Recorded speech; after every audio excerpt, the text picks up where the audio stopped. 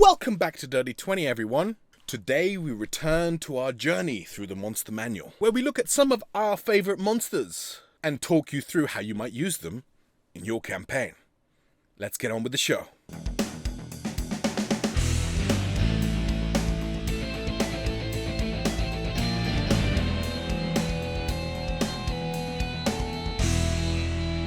Thanks for joining us, lovely people. Today we take a look at one of the original D&D monsters, the Umber Hulk. First appearing in 1975 in the Greyhawk supplement, Gary Gygax's own campaign. Now, as with many of the original monsters, they were somewhat kind of nebulous. But this delving creature has survived through all iterations of D&D until today. In the 5e Monster Manual, they are on page 292. Let's see how they're described. An abominable horror from deep beneath the earth, an Umberhulk burrows into cave complexes, dungeons, or underdark settlements in search of food. Those lucky enough to survive an Umberhulk attack often remember precious little of the incident, thanks to the Umberhulk's mind-scrambling gaze. And we will take a look at that confusing gaze in our second segment, when we dissect the stat block of the Umberhulk. Stick around for that. But suffice it to say that this kind of creature really lends itself to a kind of slow burn introduction to them. And I'll explain what I mean. They are ambush predators lying in wait, having burrowed into the wall of a cave or a passageway. And this makes them fantastic for a good jump scare, which I am completely not against. You watch as she kind of scrambles across the side of the wall, behind the seaweed, and is gone. She's gone. Now, this added to their confusing gaze makes them a really interesting prospect for an encounter. So, picture your party heading out on an expedition to find a mythic, legendary, hidden temple. Now, there will be many terrors awaiting them inside, but first, they must find the hidden temple. They have a map, but they hire guides and porters because they're expecting lots of loot out of this temple. On the way, some begin to disappear in unusual circumstances. At first, they just seem like accidents, cave-ins, people losing their way, losing their footing.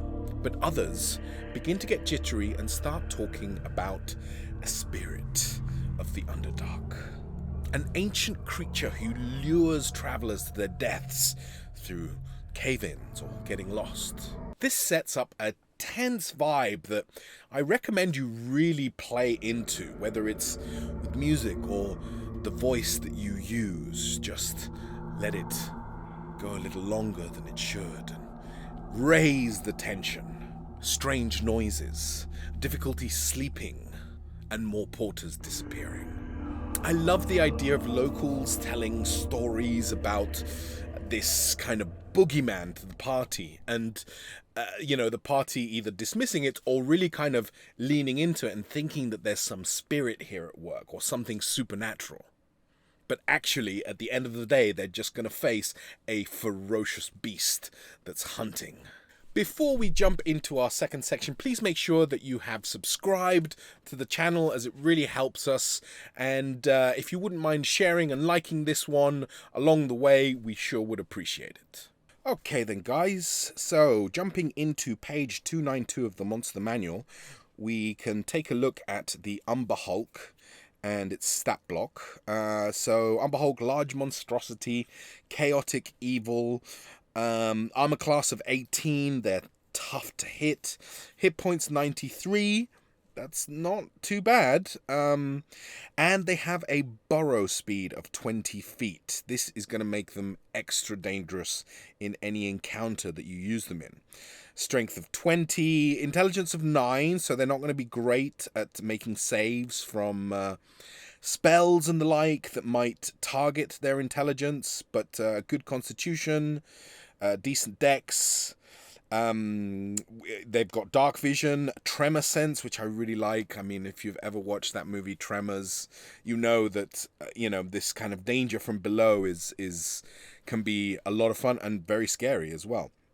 And it's a challenge 5 creature, which means that it could be a tough one for, you know, a smaller party of level 3 characters, 4 level 3 characters, or, you know, certainly very dangerous for a party of first level characters. Let's take a look at Tunneler, which has to do with their movement. The Umber Hulk can burrow through solid rock at half its burrowing speed and leaves a 5-foot wide, 8-foot high tunnel in its wake. Now, one of the tactics that the Umber Hulk uses, though, is to lure people into the tunnels that it creates and then cave them in. So that's kind of one of its tactics. And then perhaps its most interesting trait is the confusing gaze. When a creature starts its turn within 30 feet of the Umber Hulk and is able to see the Umber Hulk's eyes, the Umber Hulk can magically force it to make a DC 15 charisma saving throw unless the Umber Hulk is incapacitated. So, again, there's some conditions here. If someone is standing behind the Umber Hulk, tactically, I mean, you would probably give them the advantage of not having to make this saving throw, but honestly, your party comes up to an Umber Hulk, 1 or 2 of your party members are going to fail this saving throw, and they're going to have to deal with the consequences, which are quite fun. On a failed saving throw, the creature can't take reactions until the start of its next turn, and rolls a d8 to determine what it does during that turn. On a 1 to 4, the creature does nothing. On a 5 to 6, the creature takes no action but uses all its movement to move in a random direction. Again, a d8 can determine the random direction. On a 7 or 8, the creature makes 1 melee attack against a random creature, or it does nothing if no creature is within reach. So it's kind of like a charm, right? It's a charm spell. You're messing with the party. They might not necessarily know what's going on at first. It's definitely a memorable thing. Now, unless surprised, a creature can avert its eyes to avoid the saving throw at the start of its turn. If the creature does so, it can't see the Umber Hulk until the start of its next turn, when it can avert its eyes again. If the creature looks at the Umber Hulk in the meantime, it must immediately make the save.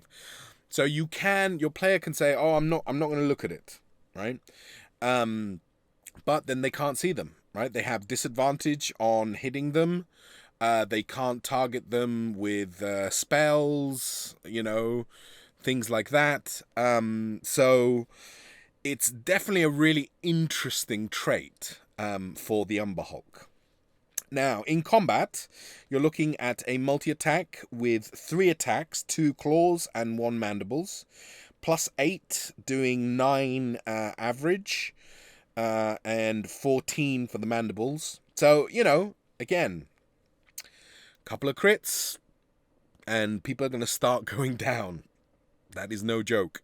Can probably one-hit a level 1 wizard, put it that way. And if it focuses on one character with all its attacks, then yeah, they're going to definitely be in trouble. So, really cool, really interesting. Anytime that I'm going to go into the Underdark, I am totally going to use an Umber Hulk from now on. They seem really, really cool, and I love the artwork. There we have it, lovely people. Thank you so much for watching. What do you think about the Umber Hulk? Do you think you might want to use one in your campaign? Let us know in the comments down below.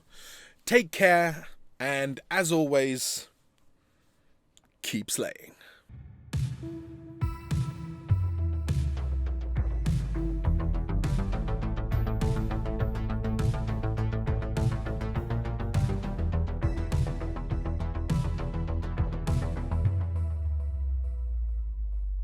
If you've enjoyed this content, then please smash that like button, subscribe, share this around online, and come and visit our website, www.lavictoriaproductions.com, to see all our past episodes, as well as our blog posts and all the stuff that we're currently working on at La Victoria Productions. Why not reach out to us and tell us what you think of our videos? You can reach us on Twitter. @MouthLaVictoria is our producer. We are also on Instagram. I am EnanoLVP. and our producer is Jazzy J. Cherot. We're also La Victoria Productions on Facebook and LinkedIn. Come on by and let us know what you think.